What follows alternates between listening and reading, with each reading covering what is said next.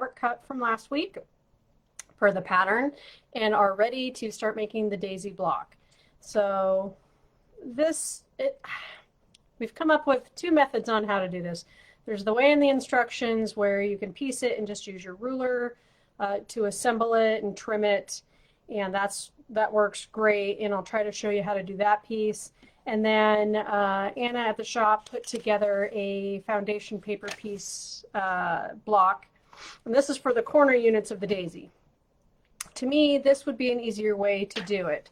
So we have this PDF document for you guys. All you need to do is then photocopy it onto foundation paper piecing paper. So we use Carol Doak's foundation paper. It's lighter weight. You probably can't tell. It is kind of a creamy color. That's how I can tell the difference between photocopied and my foundation paper. Or if you have a lightweight photocopy paper, that works too. You just don't want anything heavy because it'll be harder to tear out in the end because you need that paper to come out when you're done. If you've never foundation paper pieced before, follow along with me. All right, guys, we're going to show you how this works. So additional tool that you would potentially need is the @1/4 ruler. So this is the @1/4 plus. It's a little wider. It has a sloped edge on one side, and then there's this 1/4 inch lip on the other. And I will show you why that's important in just a minute as we start making this block. Things to know when foundation paper piecing. You need to reduce your stitch length. So go to your machine, turn it down. I turn mine down to about a 2 stitch per inch length, just so it's easier to tear out and those stitches are nice and tight, so you don't have to worry about them coming apart as you're pulling paper out and all those kinds of things, because you're going to work with this fabric and kind of press it and manipulate it and turn it and all that kind of stuff, and so you want your stitches to stay. So about a 2 is what I would say to use. Things to keep in mind: the print side of your paper that you're going to be sewing on always is up facing you as you're putting it in the machine. So if you're trying to put your fabric, so if this is a petal and it's trying to run away, don't put it on top of the print. It's not how it works. We're going to be lining it up. So you probably can't tell. If you have a light box, this works a little better. You're going to make sure that whatever fabric you're starting with, we're going to start lining it up behind the one. And we're going to make sure there's enough fabric covering all the sides of lines for the center for one. Okay, that's the most key important piece, besides the fact that this piece, the very first piece you start with, is always facing up at you. Okay, so I have it on. It's on the wrong side. It's falling down. Okay, I've made sure. If anything, hold it up to a window, hold it up to the light on your machine, any of those tricks, just to make sure it's fully covering. And then what I do is I take and I pin it. And I like flat flower pins just so they don't add extra lump to it as you're trying to work with it. Okay, so we have that secure so that piece doesn't go anywhere. All right, now we're going to move the camera so you can see what's going on down here, because this is where it gets really important. And if this bugs you that the pin's on the back side, you can always flip it. You can pin it to the front side, you can put a dab of glue, whatever works. So I'm going to move it just so you can see it, okay? So it's all right here.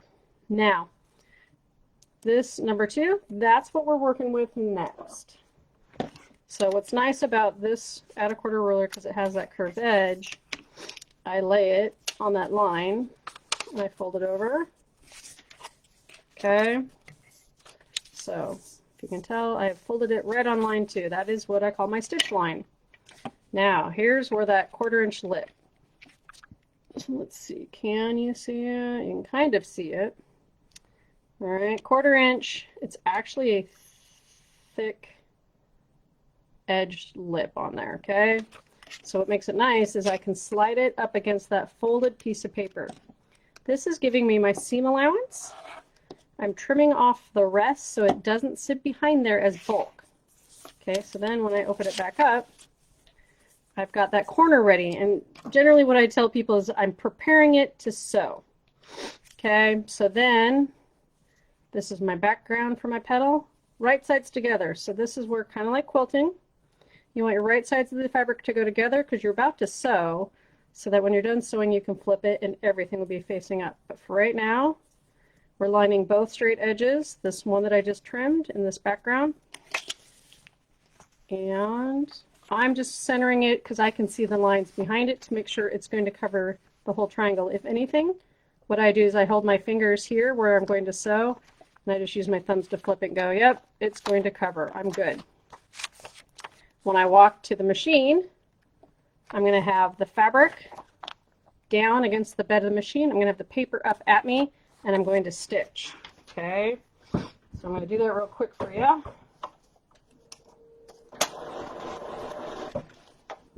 So you can see. All right, so stitch is only from beginning to end here. Oh, I've got a mess. Not everything's pretty, but you know what? It's on the inside block, so I don't care. Okay, and I can take it and iron it. If I iron it, I use a dry iron. I turn my steam off because I don't want it warping my paper. Okay, but for this purpose, I can finger press. If you have a seam roller works well. All kinds of pressing tools. At this point, I can take this pin out because everything's attached. Nothing's coming apart. Now, both things of fabric are open, and I'm moving on to number 3. Same thing. Grooved edge on the line, press, put this 1/4 inch lip against the folded edge, trim it. We're just trimming that bulk away. We're preparing it for the next seam so that we only have a seam allowance back here, not a whole bunch of extra bulk.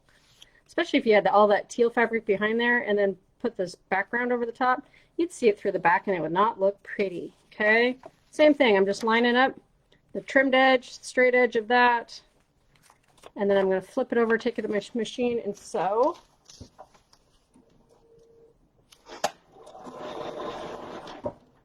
Okay, and then same thing. I'm just going to press it with my fingers because really we just want to get to the end.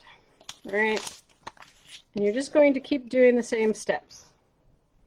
So then we go to number 4, take that edge, press it, take the 1/4 inch, trim it, start adding background piece.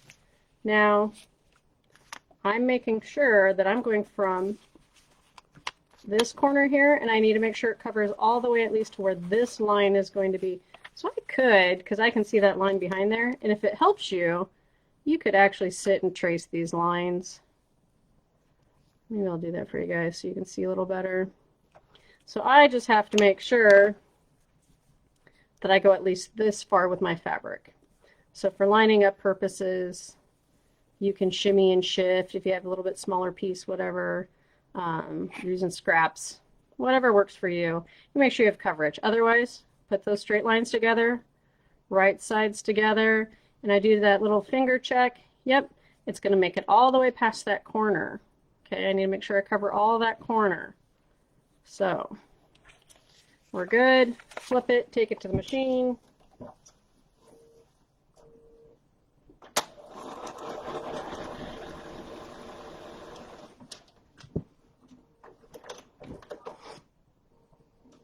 That's number 4. Let's press. Keep going. We're almost there. Number 5, same thing. Grooved edge on the line. We just keep trimming. Notice we're just trimming all these little, what I call schnibbles, away, because otherwise it just gets icky in there. So yeah, there's a lot of flipping. A lot of trimming. But at the end, the reason why I like paper piecing better is it makes all this points turn out a lot prettier and precise.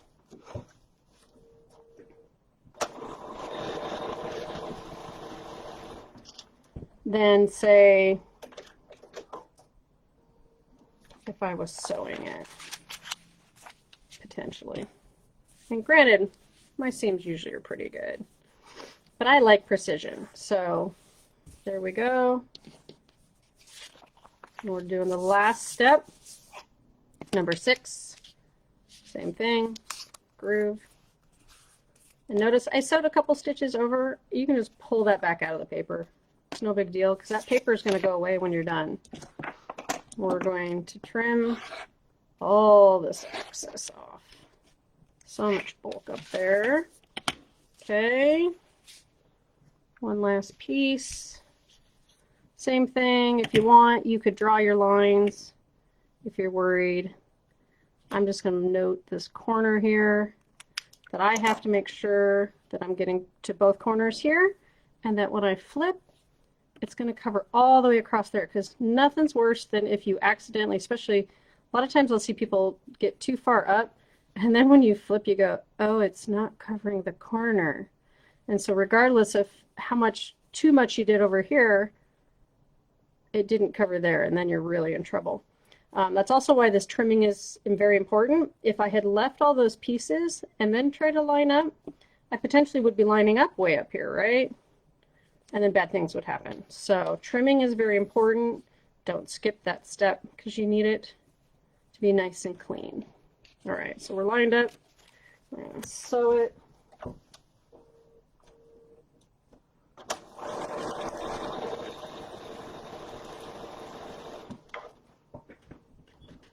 And then, okay, so it's all covered. I'm going to give it a quick press.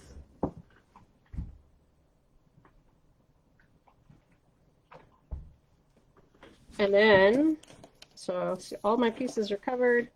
You have a nice, pretty, precise petal. And then you're ready. You can just trim this block up. I always leave a little extra when I cut out the paper so that when I go to trim the block itself, I have a little extra.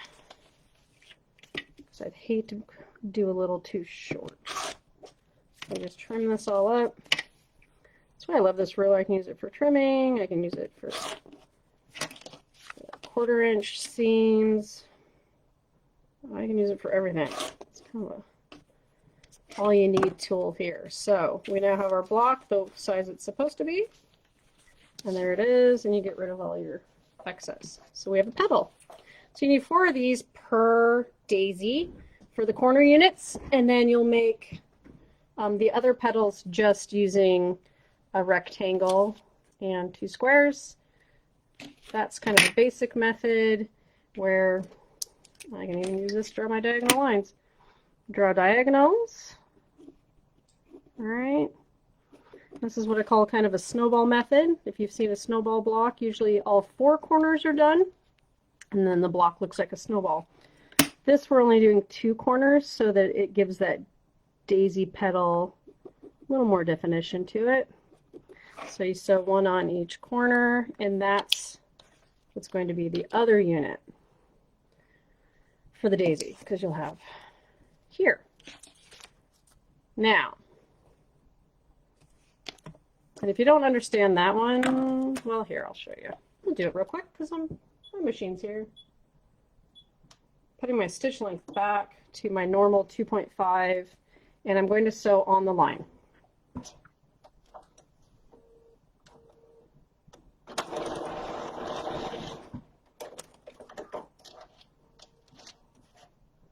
And then we'll trim it and press it real quick, and I'll show you.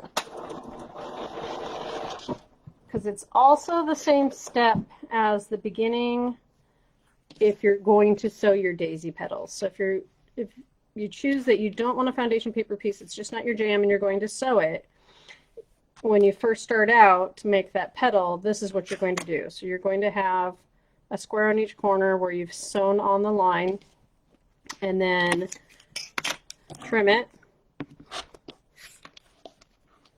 and press it open. So all of those units will become the same. If you're just going to sew everything, that's perfectly fine, because you can do a whole bunch of that all at once and then work on the difference between the diagonal petals and the regular petals. So I'm going to iron this real quick and show you how it looks, just so you know.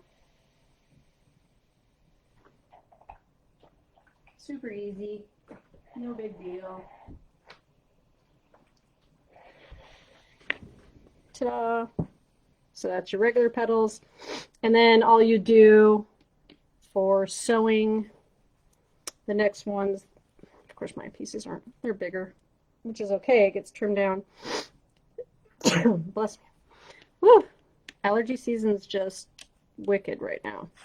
You're going to add more pieces on to make this petal. Follow the cutting diagram. The scraps I made were so I could foundation paper piece. Okay, so you'll sew on the two sides and then the top to make this unit. That then, if you're just doing the sewing version and you want to use the ruler to trim it, here's how that goes.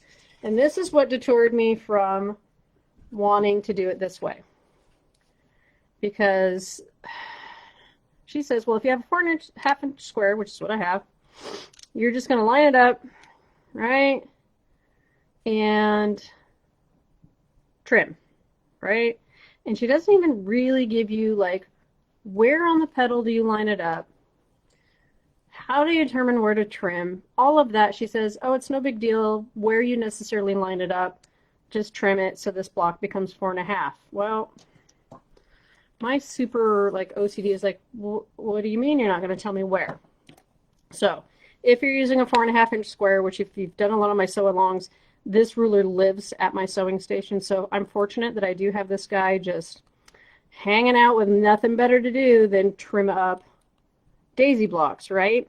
So what I'm going to tell you, if it were me needing like super strict numbers to work with, besides just saying make sure that your top corner and your side corners and your bottom corners are all covered, because that's really all that matters, what I would say is, so I'm looking at my 4.5, I have the number 2 here, so then there's where it intersects with the number 1, and then 1, 2, 3/8 in. So I have 1, 2, 3 notches, okay?